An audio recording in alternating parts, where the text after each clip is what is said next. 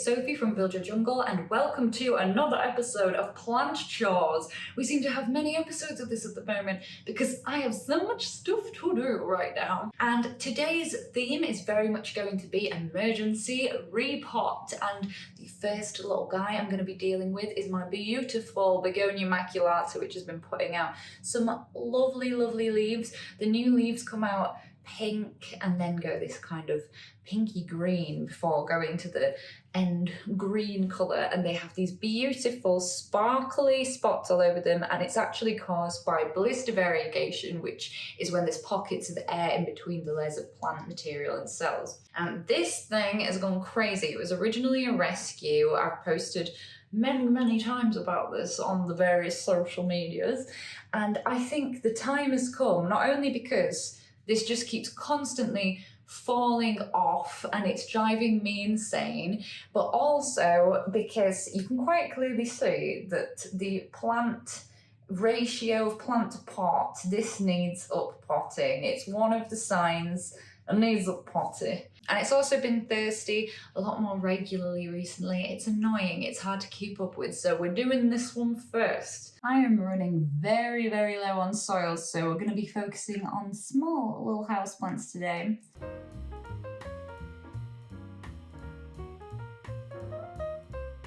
Begonia roots are so delicate. Oh, it's the first time in ages I've not had to wear gloves.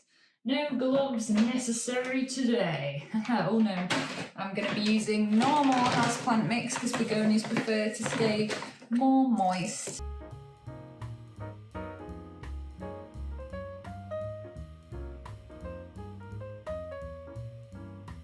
I'm also going to be planting it at a slight angle and then sticking it on some kind of support. Honestly, the most insane thing happened to me the other day, and I just can't believe it. And it's honestly made my entire life. I don't know if any of you guys have ever watched Snowpiercer or the film Beck or just heard her music, but Lena Hall is an amazing singer and actress. And my housemates can attest to the fact that I love her. I sing her music all the time. It's got me through some really difficult times. And she was performing at this musical in Dreams in Leeds. And as soon as I saw she was performing, I booked the tickets because I just think her voice is phenomenal. And I love musicals. So it was the most incredible musical. And afterwards, at the end, the fire alarm went off. So me and my friend left and everyone was walking one way and we ended up turning the other way. Lena Hall comes out.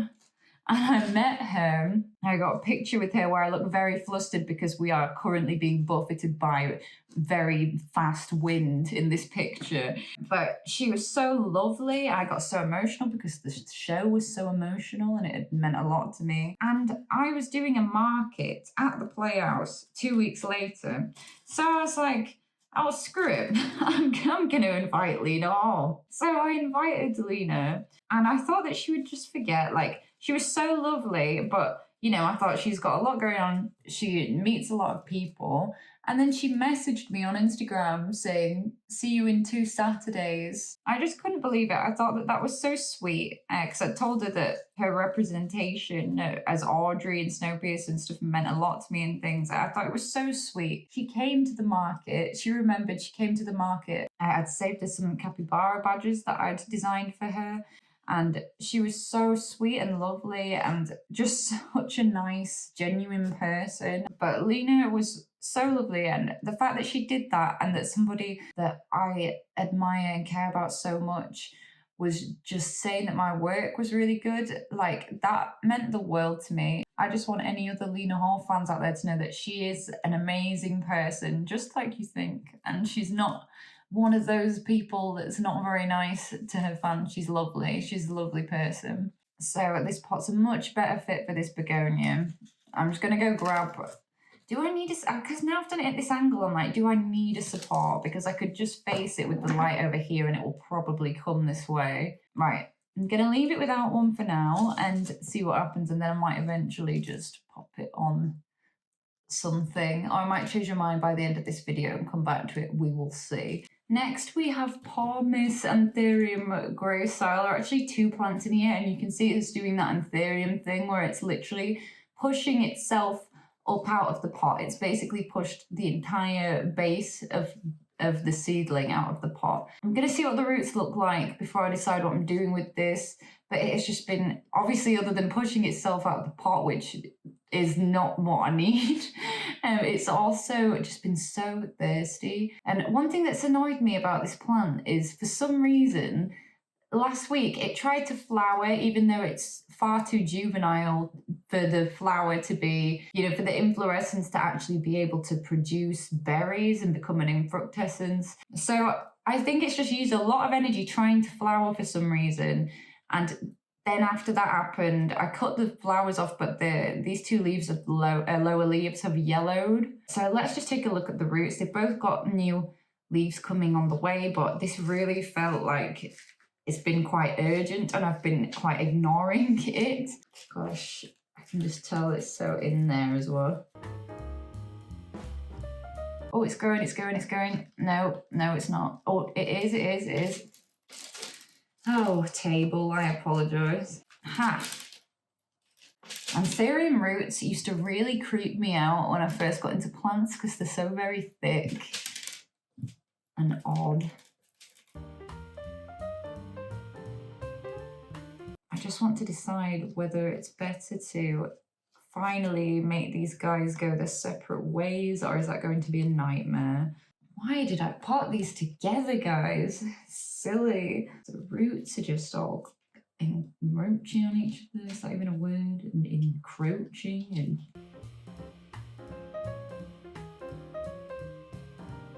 Oh my gosh, I did it. Like, they look so nice together, but I just think they might grow better apart. This one gave me 2 new leaves over the last few weeks. And this is one of my favourite Anthurium because it's a bit sparkly, but it's also got that kind of strap leaf Anthurium look. I'm not sure if it actually is. I don't think that it is. I'm just going to have a quick look at the roots.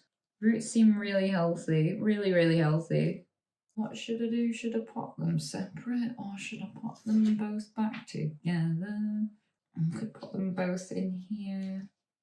Am I seriously going to pot these back together? In my heart, I thought I might have sold one of them, but I just love them. I don't want to let them go. Right, we've got a very limited Monstera and Philodendron mix. In fact, why am I not using it?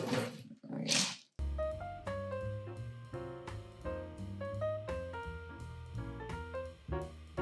Thankfully, they'll kind of hold themselves a bit for me because they've got these chunky ass roots. People always think that British people don't say ass. I say it all the time when you're trying to put emphasis on a word. Don't know about what Southerners do, but I know a lot of Northern people that do that. One reason I've been trying to get better with keeping up with repotting things recently is just because it's making it crazy hard to keep up with watering like 300 odd plants when they're all in pots that are far too small for them. So I'm trying to catch up. And I feel like people are going to be thinking, why have I got these roots at the top? But Anthurium actually take in a lot of water and nutrients from the air, and as they grow they will have aerial roots going up them, and probably eventually, depending how it grows, it might need a support at some point.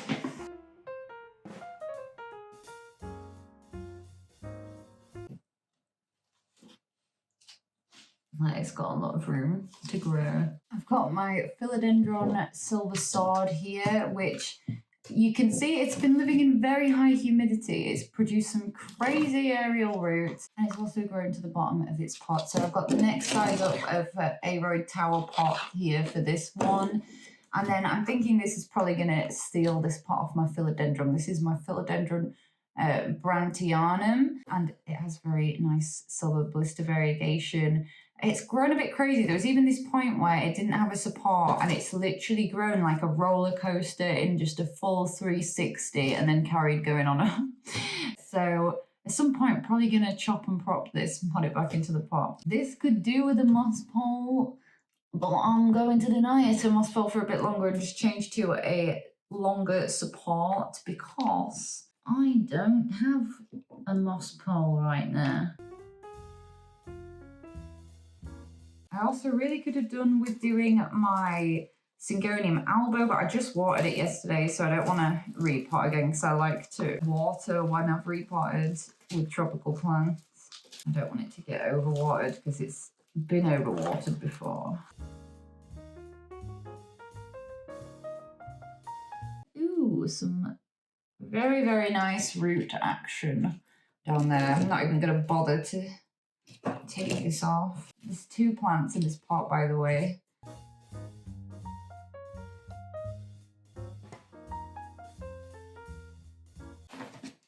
Oh, I don't know if I have enough soil.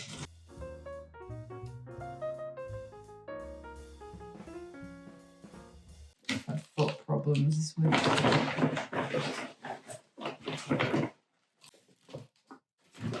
I'm just gonna have to whack some of this in. Right, so we've got a tiny bit of normal soil mixed in with this.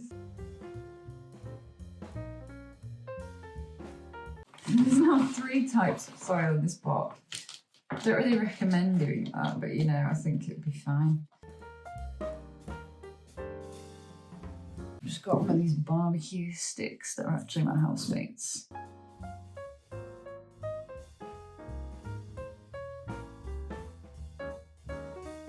I'm so happy I managed to reuse the same bit of string. Is it laziness or is it sustainability? That's so much better. The Branty. She's always thirsty, right? We're not surprised she's always thirsty now. We've seen how many roots she has.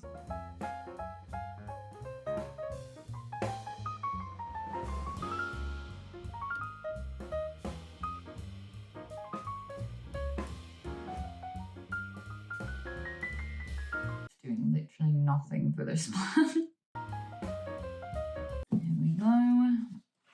Anyway, I hope you guys enjoyed today's video of repotting. Maybe let me know what you've been repotting recently in the comments down below. Please subscribe to be notified when I next make a video. I'm posting shorts every day that I'm able to and long form content on Fridays. I'm also post on Instagram every day. There's all kinds of things on there. And if you guys fancy buying some illustrated houseplant and nature themed art prints, please head over to my website. It's buildyourjungle.com. Also, thank you very much to Lisa from Armadillo Toys for giving me this shirt. I love this shirt. It's a great shirt. Thank you for the shirt. And I hope you guys have a fantastic afternoon and evening and the rest of the day.